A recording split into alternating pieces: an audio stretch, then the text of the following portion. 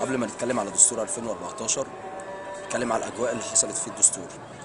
دستور بيستفتى عليه في ظل وجود عشرات الالاف من الطلاب في المعتقلات حكم العسكر.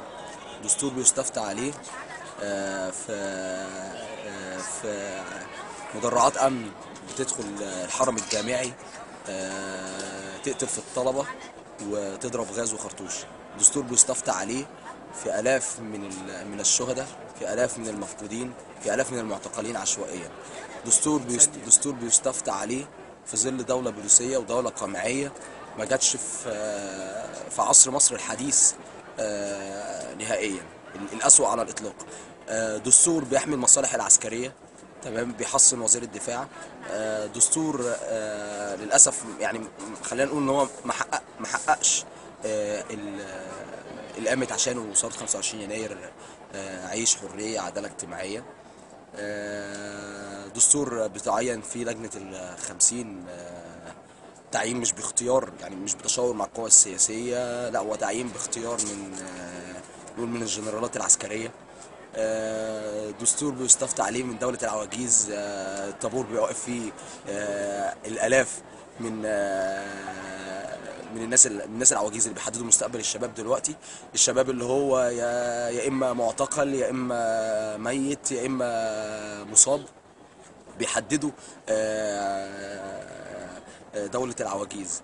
دستور 2014 نقول ان هو يعني ما كانش فيه اختلاف كبير جدا ما بينه وما بين دستور 2012، بل هو أسوأ بكتير جدا، تمام، في ظل الدولة القمعية وظل الدولة البوليسية. الدولة البوليسية اللي انتهكت كل الحرمات، حرمة البنات، حرمة النساء، حرمة الشيوخ، ما بقتش تفرق ما بين لا شاب ولا صغير ولا كبير ولا مسن. ما بتفرقش ما بين الانتماءات دلوقتي زي ما كان مزعوم، ان هي بتقضي على فصيل معين، بتنتقم من فصيل معين. هي خلاص بقت عامله زي الكلب المسعور، بيطيح في كل اي حد ليه رأي، اي حد ليه صوت، اي حد ليه فكره بيطالب بيها. دلوقتي ما قدموش غير 3 حلول: يا اما الاعتقال، يا اما الموت، يا اما بيكون متصاب باصابه تعجيزيه. دستور 2014 بتشوف فيه اعلام بتوجه كله لخانه معينه، تمام، وهي خانه نعم.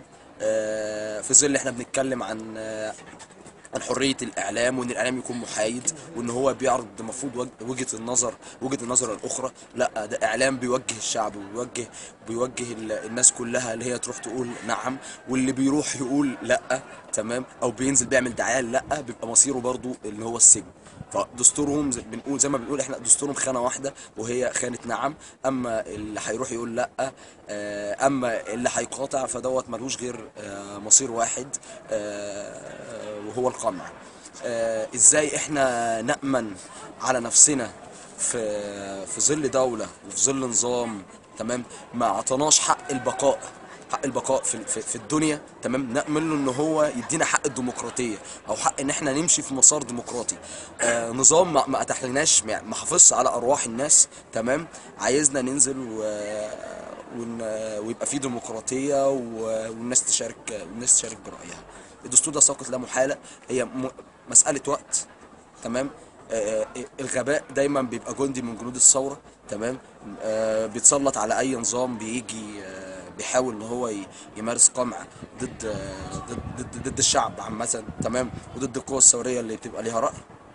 دستور 2014 مش هيستمر كتير، تمام، فيكتبوا اللي هم عايزينه ويسطروا اللي هم عايزينه، تمام. فزي ما